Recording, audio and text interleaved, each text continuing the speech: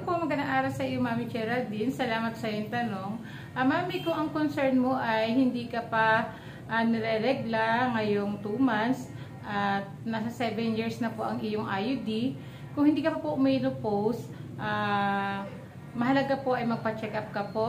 Posible pong ipagawa sa iyo ay transvaginal ultrasound sa laboratory after na makuhaan ka ng family history. So, ganun po. Sa transvaginal ultrasound po ay malalaman dito kung anong status ng iyong mattress.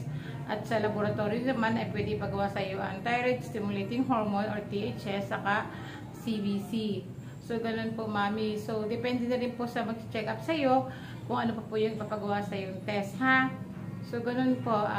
Don't worry, Mami. Mahalaga po ay magpa-check up ka na malaman na po, ma-final na ang iyong status. So, kung hindi pa po menopause ikaw, hindi po normal sa iyo ang ganyan hindi ka nireregla ng 2 months. Okay? Salamat, Mami, sa iyong tanong. God bless.